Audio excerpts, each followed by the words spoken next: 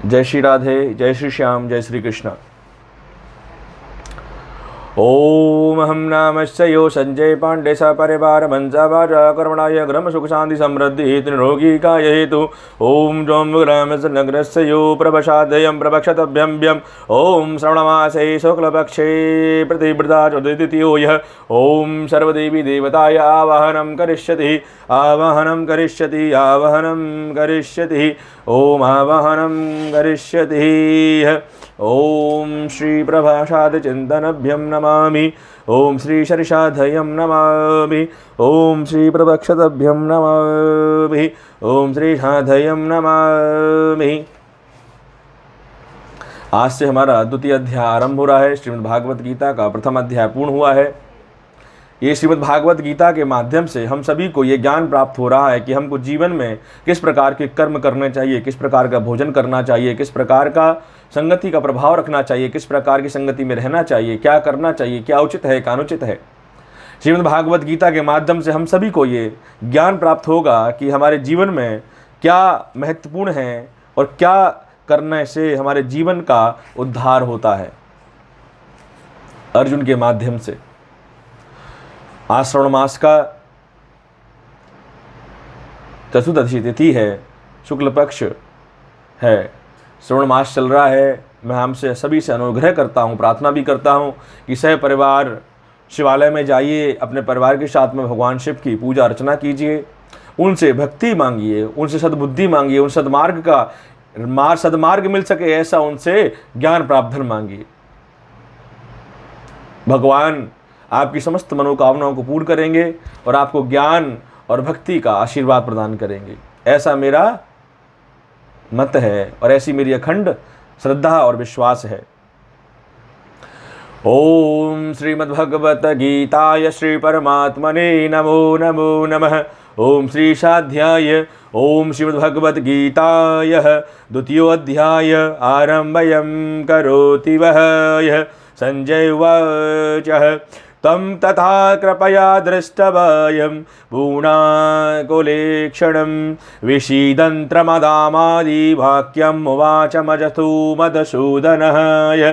संजय बोले, उस प्रकार करुणा से व्याप्त और आंसुओं से पूर्ण था व्याकुल नेत्रों वाले शोक युक्त उस अर्जुन ने भगवान श्री कृष्ण को कहा कि मैं युद्ध नहीं कर सकता, ये मेरे सारे सगे संबंधी हैं, अगर मैं इनको मारकर मुझे पृथ्वी लोक तो छोड़ो, अगर तीनों लोकों का भाग भी मुझे मिलेगा तो मुझे ऐसे भाग की कोई भी आवश्यकता नहीं है। ये अर्जुन थे जिन्होंने कहा था। आजकल में तो भाई का हक मान रहा है, दूसरे का हक कोई मारता है। भगवान श्री कृष्ण जिसके सारथी हैं और जिसके रथ पर साक्षात श्री बजरंगबली महाराज विराजमान हैं ध्वजा के रूप में, वहां पर विजय निश्चित है। लेकिन भगवान श्री कृष्ण अपने ज्ञान और वाचन अर्थात वाक्यों के माध्यम से, वचनों के माध्यम से हम सभी सृष्टि को, समस्त मनुष्य समुदाय को, सनातनी समुदाय को ये हमें एक ज्ञान देना चाहते हैं श्रीमद् भागवत गीता के माध्यम से कि देखो जीवन में क्या करना है, क्या नहीं करना है। हर किसी का अपना कर्म भाव है।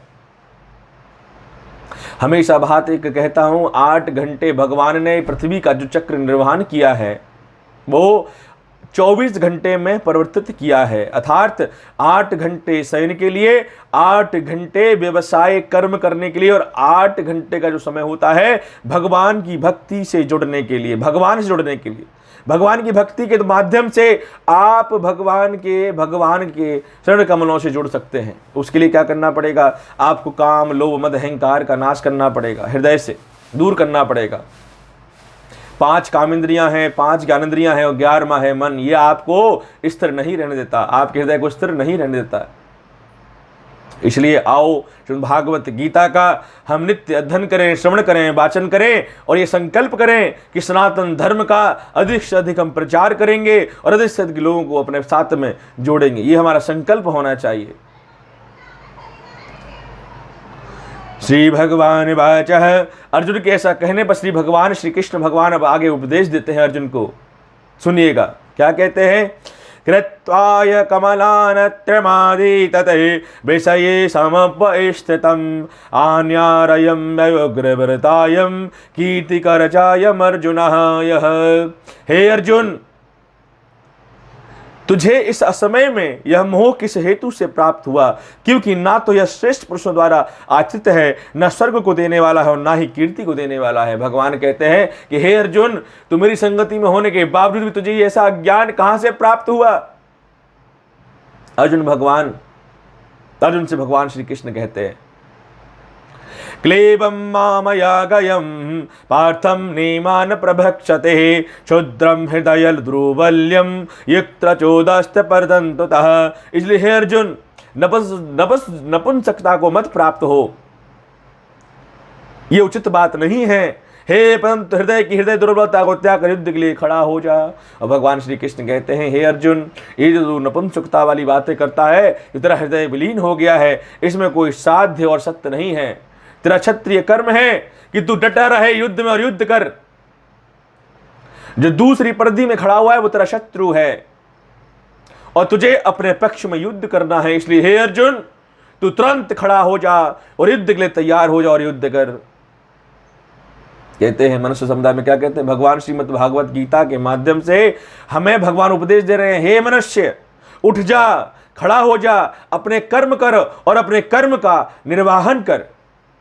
क्षत्रिय का धर्म है समाज की रक्षा करना, वैश्य का धर्म है समाज का पालन करना और शूद्र का कर्तव्य है समाज का सेवा भाव करना और ब्राह्मण का कर्तव्य है, पंडित का कर्तव्य है ज्ञान देना, शिक्षा देना। ये ब्राह्मण का कर्तव्य है। तो भगवान ने श्रीमद् भागवत गीता के माध्यम से हम सभी को ये कहा है कि अपना अपना कर्म नित्य करते रहिए। कर्म से विमुख जो होता है उसको इस लोक तो छोड़ो, 7 लोकों में कहीं पर भी उसको निवास स्थान प्राप्त नहीं होता, ना ही कहीं उसको ज्ञान प्राप्त होता, ना कहीं उसको संरक्षण प्राप्त होता है।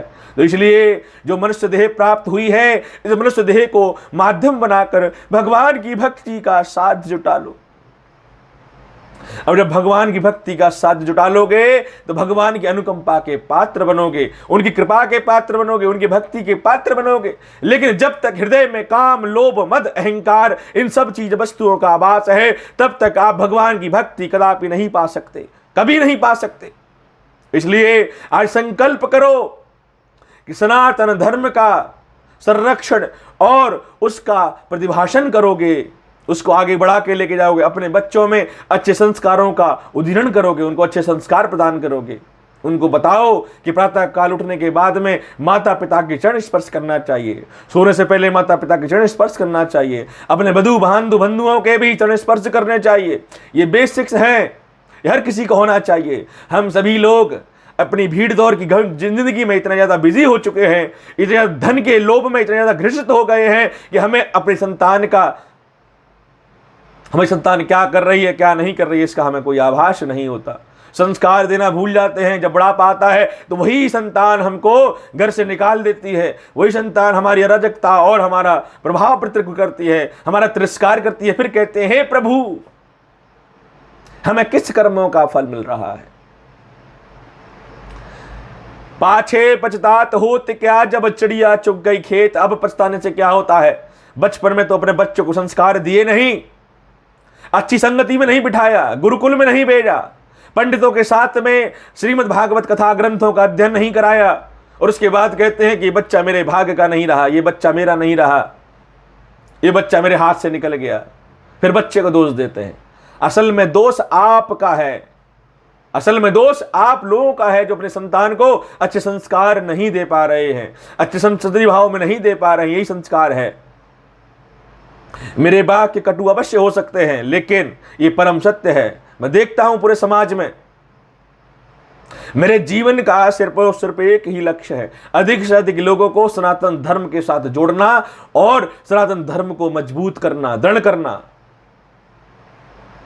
इसलिए मेरा सबसे विनम्र अनुग्रह प्रार्थना है कि आप सनातन धर्म को मजबूत कीजिए, संस्कारों का अपने बच्चों में पोषण कीजिए, उनको अच्छे संस्कार दीजिए, उनको बताइए क्या उचित है क्या अनुचित है। आप जब भी उनको बता सकते जब उनको आपको ज्ञान होगा। जिस चीज का आपको ज्ञान नहीं है वह अपनी संतान को आप नहीं दे सकते। इसलिए साधु संतों की संगति में उनको बिठाइए, अच्छे ज्ञान का प्रतिभाव होगा और आप देखेंगे कि आपके बच्चे आपके आज्ञाकारी संतान के रूप में उभरेंगे। आपके संतान आपका आज्ञा का पालन करेंगे, आपसे प्रेम करेंगे, स्नेह करेंगे, और जब आपका बुढ़ापा आएगा तो वो आपका आदर सत्कार और सेवा भी करेंगे। ये अच्छे संस्कारों का प्रतिभाव होता है, जो कि आजकल 100 में से सिर्फ और सिर्फ 80 बच्चों में ऐसा प्रभाव नहीं पाया जाता। 20 बच्चे हैं दुर्लभ जो ऐसे संस्कारों से प्रतिभावान होते हैं। इसलिए मैं आपसे पुनः प्रार्थना करता हूं, अनुग्रह करता हूं कि आइए अपने बच्चों को अच्छे संस्कार दीजिए, बचपन से दीजिए, छोटे से दीजिए। उनको बताइए कि क्या उचित है, क्या अनुचित है। जब ऐसे भाग और कर्म के बारे में जब आप उनको बताते हैं तो उनके जीवन का उद्धार हो जाएगा, उनसे कोई पाप नहीं होगा। जीवन में हम सभी से पाप होते हैं, लेकिन ये कोशिश रहती है कि कम से अधिक पाप हो। भगवान का इस मनुष्य देह जो हमें प्राप्त हुई है, प्रभु की कृपा से जो मुझे मनुष्य देह प्राप्त हुई है, मेरे जीवन का एक साध्य लक्ष्य होना चाहिए कि मैं शरीर को माध्यम बनाकर भगवान के चरण कमलों में अपने आप को अर्पण कर सकूं। ये सब जीवन में सबका संकल्प होना चाहिए। भगवान श्री कृष्ण अर्जुन से कहते हैं, दुर्बलता को त्याग दे, नपुंसकता को त्याग दे और युद्ध कर, खड़ा हो जा, युद्ध कर। श्री अर्जुन वाचः कथम भीष्मं सांकयो द्रोणं चाय मधुसूदनं दुर्वति प्रश्यनावृद्ध्यं परिपूर्जानमर्षूदनम्। अर्जुन कहते हैं भगवान श्री कृष्ण से, हे श्री कृष्ण भगवान, जो युद्ध में जो खड़े हुए हैं, हे मधुसूदन, हे प्रभु, जो रणभूमि में किस प्रकार बाणों से भीष्म पितामह द्रोणाचार्य के विरुद्ध लड़ूंगा, क्योंकि हे मधुसूदन ये दोनों ही मेरे पूजनीय हैं। भगवान श्री कृष्ण से अर्जुन कहते हैं, मैं इन सब से युद्ध किस प्रकार करूं, क्योंकि दोनों ही मेरे पूजनीय हैं। गुरु द्रोण ने मुझे शिक्षा प्रदान की है, मुझे धनुर्धर विद्या प्रदान की है, मुझे ज्ञान दिया है, और भीष्म पितामह की गोद में मैं खेल कर बड़ा हुआ हूं। उनका वध मैं कैसे कर सकूं, वो मेरे पितामह हैं। मायापति के साथ में होने के बावजूद भी माया ने घेर रखा है अर्जुन को। माया ने क्या किया है? माया ने घेर रखा है। गुरुन् हत्वा हि महानुभावः उक्षेप भोक्त भोक्तत्र लोके वः पार्थं कांस्तु गुरुन् देवायं सुखजय भोगनं प्रधान ध्यानम्। अर्जुन कहते हैं कि अगर मैं गुरु की हत्या करूंगा तो मुझे गुरु हत्या का पाप लगेगा। मैं अपनी गुरु की हत्या नहीं कर सकता। गुरुजनों को मारकर लोक में शिक्षा का अन्न भी खाना कल्याणकारक समझता हूं, क्योंकि गुरुजनों को मारकर भी इस लोक में रुद्र से सने हुए अर्थ और कामरूप भोगों को ही भोगूंगा। अर्जुन कहते हैं, अगर गुरु की मैं हत्या करूंगा तो मुझे इस लोक तो छोड़ो, किसी भी लोक में जगह नहीं प्राप्त होगी। गुरु हत्या का पाप मुझे लगेगा। रुद्र से सने हुए आसन पर बैठने से अच्छा है कि मैं उनके बाणों द्वारा मृत्यु को प्राप्त हो जाऊं। नाचेतद्वं कर्मत्रयो गरयो यदा जमेवतः प्रद्धं जयेयु जानेयो हत्यं नाह विशेषमं शोभस्तेत्ता प्रमुख धृतराष्ट्रतः। अर्थात भगवान श्री कृष्ण से अर्जुन कहते हैं, हम यह भी नहीं जानते कि हमारे लिए युद्ध करना या ना करना उचित है या नहीं है। इन दोनों में कौन सा श्रेष्ठ है, अथवा यही नहीं जानते कि हमें जीतेंगे, हम इनको जीतेंगे। इनको मारकर हम जीतना नहीं चाहते। वो हमारे आत्मधृष्टास के पुत्र महाबली खड़े हैं। अर्जुन के अंदर प्रेम का भाव उत्पन्न हो गया। माया ने उन्हें ग्रसित कर लिया। किस लिए? क्योंकि अर्जुन के माध्यम से भगवान श्री कृष्ण को हमको सभी को उपदेश देना था। मैं आपसे पुनः प्रार्थना करता हूं, श्रीमद् भागवत गीता के एक एक श्लोक को, एक एक वाक्य को ध्यान पूर्वक कंठ में और हृदय में धारण कीजिएगा। श्रीमद् भागवत गीता आपके जीवन का उद्धार करेगी। कर्मभ्यां सुदादोषं पक्षणापि प्रददीक्षतः यक्षेतु सुनद्रभूमभिः तन्मे शस्य माता प्रवत्तमम्। इसलिए कायरतापुर दोष से उपत हुए स्वभावलादा धर्म के विषय में मोहित चित हुआ मैं आपसे पूछता हूं कि जो साधन निश्चित कल्याणकारक हो वह मेरे लिए कहिए, क्योंकि मैं आपका शिष्य हूं, इसलिए आपके गुण संग शिक्षा के लिए आया हूं। अर्जुन कहते हैं भगवान श्री कृष्ण से मानता हूँ मैं कायरतापूर्वक बातें कर रहा हूँ, मैं मानता हूँ कि मेरे अंदर हृदय में प्रेम का भाव उत्पन्न हो गया है, मैं मानता हूँ कि शत्रुओं में भी अपने हितकर्मी देख रहा हूँ, ये मानता हूँ। इसलिए हे प्रभु, हे मधुसूदन, मैं आपका शिष्य हूँ और आपकी शरण में आया हूँ, मेरा मार्गदर्शन कीजिए, मेरा मार्गदर्शन कीजिए, क्षमा कीजिए प्रभु। अब अर्जुन के पास तो श्री कृष्ण भगवान थे, इसलिए उन्हें क्षमा करके उनसे ज्ञान का प्राप्त भाग मांगने लग गए। आपके पास गुरु हैं, अगर गुरु है तो गुरु के पास कितनी बार जाते हो, गुरु की बातों को मानते हो, गुरु जो कहता है उसको करते हो? ये आप अपने आप से स्वयं प्रश्न कीजिए। मैं आपको ये बात बिना पूछे और बिना जाने बोल सकता हूं, आप में से बहुत सारे अनन्य हैं, मतलब 90% लोग ऐसे होंगे जो गुरु के जीवन, गुरु होगा तो सही, लेकिन गुरु को सिर्फ और सिर्फ नाम के लिए मानते हैं। तो इसलिए क्या कहते हैं, गुरुवम ज्ञानम ज्ञानस्यो विरक्षतायम निबस्तति, ज्ञानम प्रख्यानम साधुतः जीवनम सदसाध्यम सतसाध्य मार्गम करिष्यति। अर्थात गुरु वो होता है जो भगवान के, जो गुरु वही होता है जो परमात्मा से अपने शिष्य को मिला देता है, अर्थात परमात्मा से अपने शिष्य की आत्मा का मिलान करा देता है, वही गुरु होता है। आजकल के गुरु तो कहते हैं, आजकल तो कहते हैं जो बड़ा धनवान है वो मेरा शिष्य है, आज 1 लाख रुपए देगा, कल तो 5 लाख रुपए देगा, वो मेरा शिष्य बन जाता है। आजकल धन से गुरु की पूजा होती है और गुरु भी उसी को पूछता है जिसके पास सबसे अधिक धन होता है। तो इसलिए आजकल ना तो वैसे गुरु है ना ही वैसे शिष्य है, दोनों के दोनों का जो भाव है क्या है, काम भाव है, स्वार्थ भाव है, अर्थात दोनों के में स्वार्थ है। कैसा, जो शिष्य है वो कहता है मैंने आज 5 लाख रुपए का डोनेशन दे दिया है, तो गुरु क्या है, अब मैं शिष्य सिर्फ गुरु मेरे ही भक्ति, गुरु मेरे ही बात मानेंगे। और जो गुरु है वो कहता है इसने 5 लाख रुपए दिए हैं मेरे आश्रम में, तो ये मेरा सबसे अच्छा शिष्य है, मुझे क्षमा करना चाहता हूं, मैं क्षमा मांगता हूं आप उन सभी से, उन सभी गुरुओं से और उन सभी शिष्यों से जो ऐसा ज्ञान रखते हैं। दान वो होता है जो स्वतः मिला जाए, जो मांग के मिले वो दान कभी नहीं होता। ज्ञान वो होता है जो गुरु से स्वतः मिले, मांग के माना हुआ ज्ञान कभी ज्ञान नहीं होता। इसलिए ज्ञानम कर्मध्यम गुरुचार्यम गुरु सात्यम विरतक्षति, अर्थात गुरु के बिना ज्ञान की प्राप्ति कदापि नहीं हो सकती। इसलिए गुरु सदसाध्य ज्ञान का प्रभाव राष्ट्र प्रमुख है।